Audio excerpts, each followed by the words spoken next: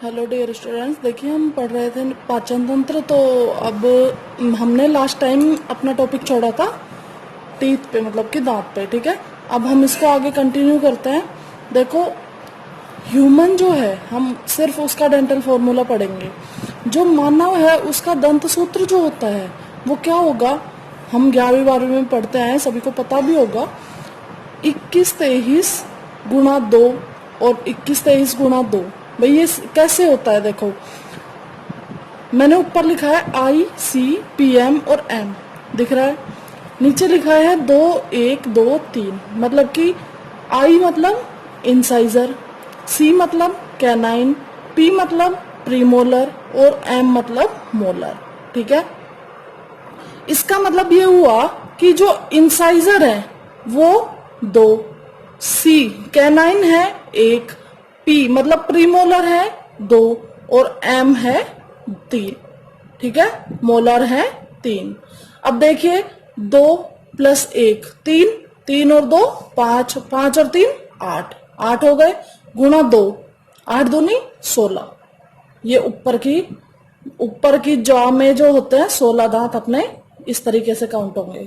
ठीक है, हम क्या करेंगे, अपने पूरे ये जो जबड़ा है, ये मान लो ऊपर वाला है और ये मतलब ये ऊपर वाला है, ये नीचे वाला है। तो इसका जो डेंटल फॉर्मूला काउंट करता है वो बीच से और साइड की ओर इस तरीके से करता है। ठीक है, 8 ये, फिर 8 ये, फिर 8 ये और फिर 8 ये। ठीक है, इस तरीके से ये 32 टीथ बनते हैं। देखो, 3 2 2 और 1 3 और 2 5 और 3 8, 8 दूनी 16। इधर लिखा है ये 16 है ऊपर वाले जबड़े में, 8 दूनी 16 ये है ऐसे कैसे नीचे वाले जबड़े में। भाई अगर मानव की हम बात करते हैं तो हम देखेंगे कि मानव जो होता है वो द्विबारदंती, मतलब कि डाइफायोडोंट, इंग्लिश में बोलेंगे डाइफायोडोंट। मतलब कि उसके पूरे जीवन काल में कितनी बार दांत आते हैं? 2 बार।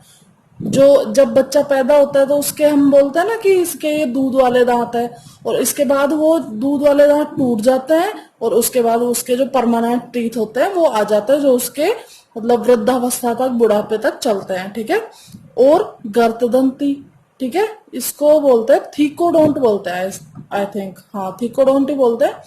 गर्तदंती का मतलब होता है, जो कुछ जानवर होते हैं ना उनमें क्या होता है, ये जो दांत है ये ऊपर सतह पे ही चिपके होते हैं। मान लो ये इसका मसूड़ा है और इस पे ये सीधे ही चिपके हुए हैं, जबकि हमारे अंदर क्या होता है, इसके नीचे क्या होती है, रूट्स होती हैं, इस तरीके से रूट्स होती है और ये अंदर घुसे हुए होते हैं एक इस तरीके से कैविटी में। ठीक है, मतलब गर्त में। ठीक है, इसलिए हम बोलेंगे इसको गर्तदंती। समझ आया?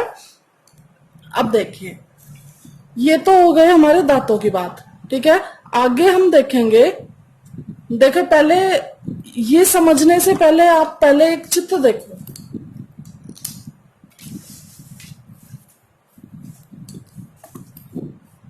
ये जो हम डायग्राम देख रहे हैं इसमें देखना, ये जो हमारा हिस्सा है ये बकल कैविटी, मतलब कि मुख गुहा, जैसा कि मैं बता चुकी हूँ पहले, ये सारी आहार नाल। देखिए यहां से शुरू होकर ये पूरी क्या है, ये छोटी आंत और ये बड़ी आंत, ये यहाँ पे आके रेक्टम पे और एनएस पे खत्म होती है। ये पूरी क्या है, हमारी आहार नाल है। ठीक है, अब ये जो फेरिंग्स है, मतलब ये कौन सा हिस्सा हो गया, ग्रसनी। ठीक है, पिछले वाले लेक्चर में बताया था हमने। और ये हो गया हमारा ग्रास नाल या इजोफेगस, और ये हो गया हमारा स्टमक, मतलब कि आमाशय। ये हो गया, ये पूरी आमाशय से स्टार्ट हो जाती है हमारी छोटी आंत, और छोटी आंत जहां पे खत्म होती है वहां से शुरू हो जाती है हमारी ये बड़ी आंत।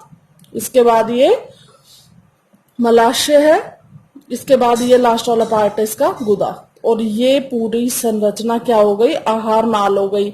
इसके अलावा हमने इसको 2 भागों में बांटा था ना, कि आहार नाल और सहायक ग्रंथियां, ये आपका लीवर और ये पैनक्रियाज, और इधर ये मतलब लार ग्रंथियां वगैरह, ये सब मिलके बन गया हमारा पूरा डाइजेस्टिव सिस्टम। तो देखिए, ये जो फेरिंग्स है, मतलब कि ये जो ग्रसनी है हमारी, इसको मतलब कि हम बोल सकते हैं कि ये वाला हिस्सा जो है मुख गुहा, इसको स्टमक से कौन जोड़ेगा? इजोफेगस, मतलब कि ग्रास नाल। ठीक है, ये हो गई ग्रास नली या फिर ग्रास नाल।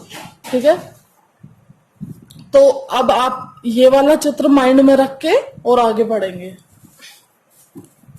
अब देखिए, ग्रास नाल में भोजन का संवहन। हमने क्या किया था कि जो मुख गुहा में पाचन होता है वो हम पढ़ चुके हैं। मतलब कि हम ये बोल सकते हैं कि भोजन का जो पाचन है ना, वो कहाँ से स्टार्ट हो जाता है? मुख गुहा से ही शुरू हो जाता है। ठीक है, लेकिन ग्रास नाल में इसमें ना तो कोई मतलब एंजाइम मिलाया जाएगा, ना कोई इसमें यांत्रिक क्रिया होगी, मतलब कि इसमें पाचन संबंधी कोई क्रिया नहीं होती। ठीक है, ये सिर्फ क्या करेगा? मुख गुहा को आमाशय से जोड़ने का काम करेगा। इसका काम कितना सा है? मुख गुहा को आमाशय से जोड़ने का काम है। ठीक है, अब हम बात करेंगे कि भाई सिर्फ जोड़ने का तो काम है, लेकिन जो पाचन मुख गुहा में स्टार्ट हो चुका है वो रेगुलर इसमें चलता रहेगा। जो एंजाइम्स मुख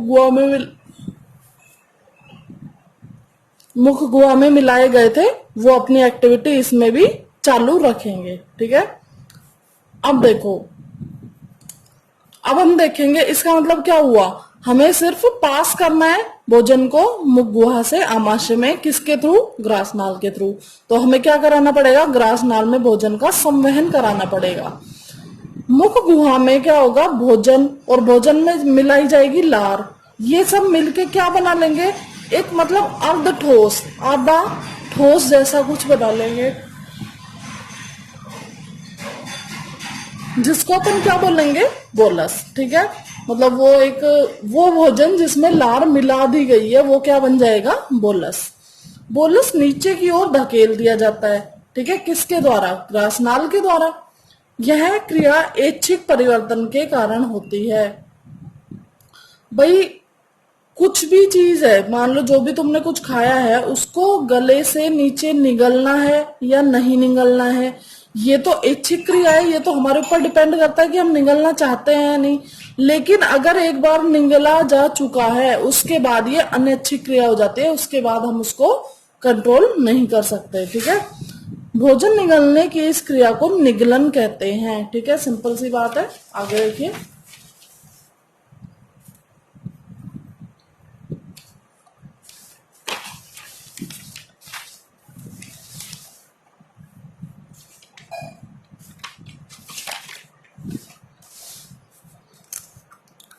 ग्रास नली एक लंबी नलिकाकार संरचना है, जैसा कि मैंने आपको चित्र में दिखा दिया है। क्या है? ये एक लंबी नली जैसी संरचना है। काम क्या हुआ? मुख गुहा को आमाशय से जोड़ती है, हम बता चुके हैं। ग्रास नली में क्रमानुकुंचन गति उत्पन्न होती है, जिससे भोजन आगे खिसकता है। अब आप देखेंगे, आप पूछेंगे कि क्रमानुकुंचन क्या होता है? पेरिस्टाल्सिस मूवमेंट बोलते हैं इसको। ये क्या होता है कि एक रिदमिक मूवमेंट होती है। ठीक है, मतलब कि पहले इसकी इस कोशिका में मतलब संकुचन हुआ, फिर अगली में मतलब इससे पिछली इसके अगली में होगा, फिर इससे अगली में होगा। ठीक है, ऐसे रिदम से इसमें संकुचन होगा। मतलब कि यहां से ये इसको सिकोड़ना चालू करेगा और एक पूरे मतलब पूरी नली में इस तरीके से संकुचन होता चला जाएगा। और इस क्रिया के कारण क्या होगा? भोजन जो यहाँ पे था धीरे धीरे, ये देखिए, इसको सिकुड़ते सिकुड़ते नीचे तक ला दिया गया। अगले चित्र में देखो। अब भाई यहाँ पे इस चित्र में देखने वाली बात क्या होगी कि भोजन जब तक आमाशय के सिरे तक नहीं पहुंचता है, तब तक इसका जो ये वाल है, स्फिंक्टर है, ये बंद रहता है।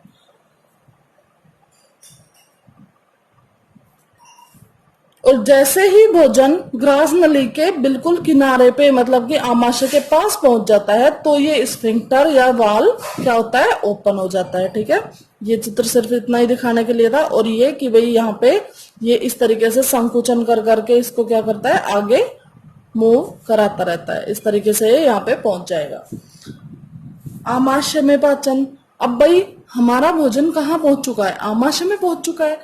जैसे ही ये आमाशय में पहुंचेगा, दरअसल इस पे क्या होता है? इस पे बहुत सारे मतलब एंजाइमेटिक रिएक्शंस होगी। हमें पता है कि भाई आमाशय की जो अम्लीयता होती है, जो पीएच होती है, वो कैसी होती है, अम्लीय होती है। मतलब अम्लीय नहीं, बहुत ज्यादा अम्लीय होती है। क्यों? क्योंकि उसमें जो एक स्ट्रॉन्ग एसिड पाया जाता है, क्या, HCl, ठीक है, जिसको अपन जठर रस भी बोलेंगे, ठीक है। देखो, आमाशय में भोजन का पाचन जठर रस द्वारा होता है, जो जठर ग्रंथियों से निकलता है। जठर रस, HCl, एक ही बात है, ठीक है। कहां से निकलेगा ये? जठर ग्रंथियों से। अब यहाँ पे लिखा नहीं है, लेकिन आप ध्यान रखेंगे कि जैसे ही भोजन में ये जठर रस मिक्स हो जाता है, तो यहाँ जब हमने इसमें लार मिलाई थी और अर्धठोस बन गया था, वो तो कहलाया था बोलस, ठीक है। लेकिन जठर रस मिलते ही ये अब क्या कहलाएगा? काइम कहलाएगा, ठीक है। जैसे ही बोलस आमाशय में प्रवेश करता है, जठर ग्रंथियां जठर रस का श्रावण शुरू कर देती है। जैसे ही वो बोलस आमाशय में आएगा, जठर ग्रंथियां क्या करेंगी? HCl निकालना चालू कर देंगी। आमाशय में वितरण के आधार पर जठर ग्रंथियों को निम्न 3 श्रेणियों में बांट सकते हैं। भाई आमाशय जो है, ये अपना आमाशय ही दिखाया गया है। इसके क्या है? अलग अलग क्षेत्र होते हैं, तो इसमें अलग अलग क्षेत्र में अलग अलग ग्रंथियां पाई जाती है। इसके हिसाब से इसको 3 श्रेणियों में बांटा गया है। कौन कौन सी? देखो,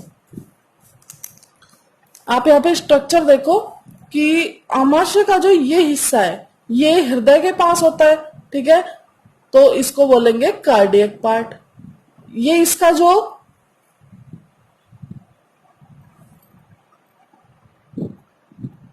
बीच वाला हिस्सा है, ये क्या है? फंडस, ठीक है। और ये जो हिस्सा है, इसको बोलते हैं गैस्ट्रिक पार्ट। और आगे हमारी ये क्या? ड्यूडेनम चालू हो जाते हैं। मतलब कि ये छोटी आंत का पहला पार्ट चालू हो जाता है। छोटी आंत को हम 3 भागों में बांटते हैं, तो इसका ये पहला भाग यहाँ से चालू हो जाता है, आमाशय से। तो कार्डियक मतलब जो ग्रंथियां हैं वो क्या करेंगी? ये क्या होती है? कार्डियक भाग में जो उपस्थित ग्रंथि है वो कार्डियक ग्रंथि होंगी। फंडिक ग्रंथियां ये क्या करेगी? पेप्सिन, रेनिन और जठरीय रस का स्रावन करेगी। और पाइलोरिक ग्रंथियां मतलब कि इस रीजन में उपस्थित ग्रंथियां जो हैं वो क्या करेगी? ये क्या करेगी? पेप्सिन एंजाइम और श्लेष्मा का स्रावन करेगी। मतलब कि पेप्सिन एंजाइम तो चाहिए, इसके अलावा श्लेष्मा किस लिए? कि भाई ये जो हमारा पूरा आमाशय है, इसमें जो अम्ल भरा हुआ है, उसके कारण आमाशय की दीवार को कोई क्षति ना हो, इसलिए इसके पूरी दीवार पे क्या लगा होता है? श्लेष्मा की एक लेयर लगी होती है, जिससे कि ये खराब नहीं हो, ठीक है। अब भाई लाइपेज, इसमें जो उपस्थित लाइपेज एंजाइम है वो तो क्या करेगा? वसा के पाचन को प्रमोट करेगा, ठीक है। वसा का पाचन करवाता है। पेप्सिन, रेनिन, ये दोनों प्रोटीन पाचक एंजाइम है जो कि प्रोटीन का पाचन कराएंगे। आगे जो अगला टॉपिक है जठर रस में उपस्थित एंजाइम और उनके कार्य। मतलब वीडियो काफी लंबी हो गई है, इसलिए हम इसको अगली वीडियो में कवर करेंगे, ठीक है। Thank you.